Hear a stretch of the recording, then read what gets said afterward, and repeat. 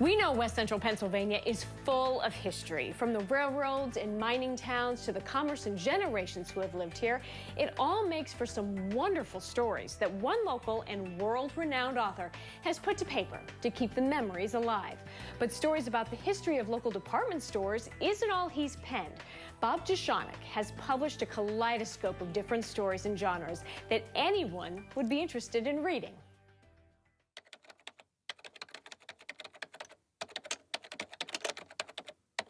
When did you start writing and why? Well, I've been writing all my life, ever since I can remember, ever since I was a little boy. I've loved to read and write, and it's just stayed with me all my life. There's something about the creative act of writing a story and telling a story and putting characters through situations that we all share and trying to help other people to see things in new ways that I just love. Now, was it hard to find publishing? Was it hard to get it out there for you once you had it going? Because a lot of people would like to write. In the beginning, yeah, it was challenging as I was getting started. My big breakthrough came in 2000 when I won a prize in a short story contest that was sponsored by Simon & Schuster, Pocket Books, and it was to write a Star Trek story. It was for a nationwide contest called Strange New Worlds. And I loved Star Trek and I loved to write. So I found out about this contest and I wrote a story and I won an award. I won a prize. And it really got me engaged and it helped me to get my foot in the door. So I went on to, again, get into that same contest 2 more times, and I won the grand prize 2 years later. And through that contest, I made contacts and I got involved with some workshops and found some mentors. And some of those people still work with me up to today. So that was sort of my big breakthrough.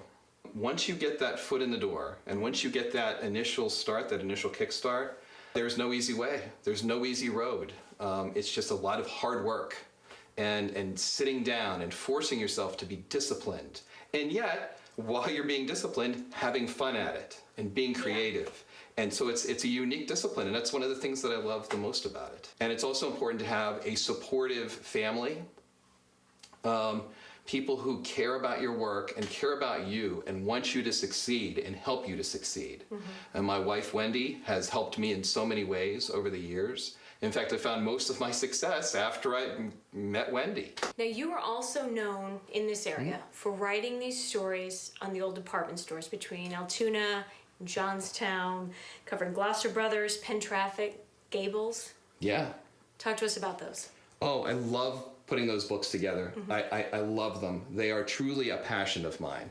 I love capturing the history of these places that were so important for so long to so many people in the local areas. So many people remember Gloucester's and Penn Traffic and Gables and just loved those places. They loved going there. They were so unique.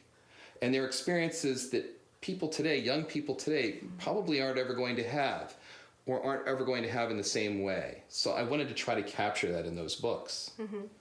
And how do you think you did for people who haven't seen them? What would they find in those books? Well, they would find the complete true story of each of those stores from start to finish.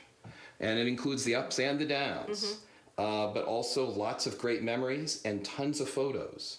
I try to capture the experience not just of the people who started the stores or were responsible for running them, but also the people who worked there and the people who shopped there. And I reach out to people through Facebook and social media.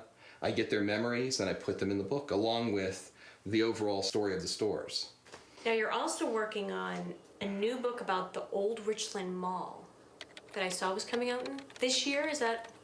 Yeah, that's right. Okay. It's the book is called Richland Mall Rules, and it will be published in November of this year. It's going to be a real spectacular project when it's done. People are going to love it if they love the Richland Mall, or if they want to just find out why people loved the Richland Mall. This will be a great book for them. It'll be the complete true story of the mall from start to finish. How it was created, how it was built, the people who were behind that. And it's such a fascinating story. I'm so lucky that I was able to talk to so many of the people who were involved, because it was really a miraculous kind of thing that they did this. And it's going to tell their story, and then also the people who worked there, the different tenants who had stores in the mall or restaurants or shops, and also the people who shopped there, getting all their memories as well.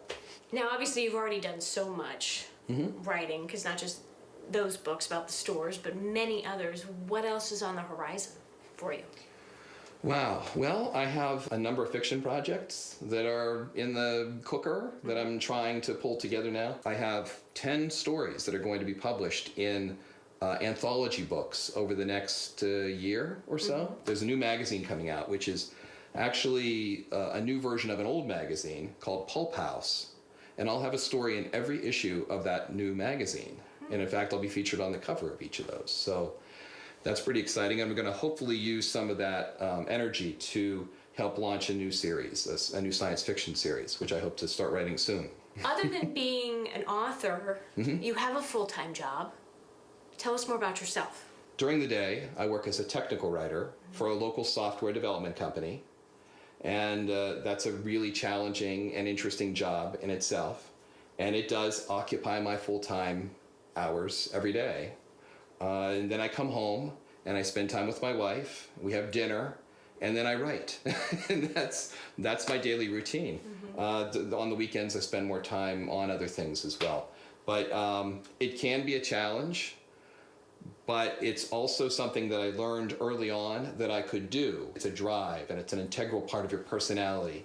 It's something that's just a part of your life and who you are, and there's no way around it. So either you find time for it and you love it that much, or you don't. And I do love it. And so I find the time, I make the time. But it can be difficult. Well, obviously, because you have quite a few of them. I mean, there are dozens of books out there now. So over the years, you've put in a lot of work to this. So how do you find the time to write so much? But I guess just a couple hours here, a couple hours there, you can get it done. I'd like to encourage anyone out there who loves to write or has a creative drive to to go for it and to be as focused as they can and to look for that time, because you can find that time.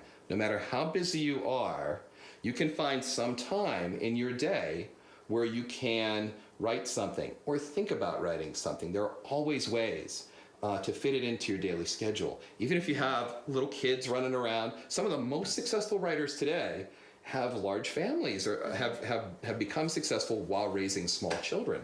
It can be done, but you have to want it enough. This is one of the most exciting times in history to be a writer, because you have so many more options and opportunities than ever before. You can publish your own work. You can get work out there in many different formats. True. Paperback, hardback, audiobooks. The opportunities are almost limitless. And a lot of people are finding success now with publishing their own material and also being published by traditional publishers.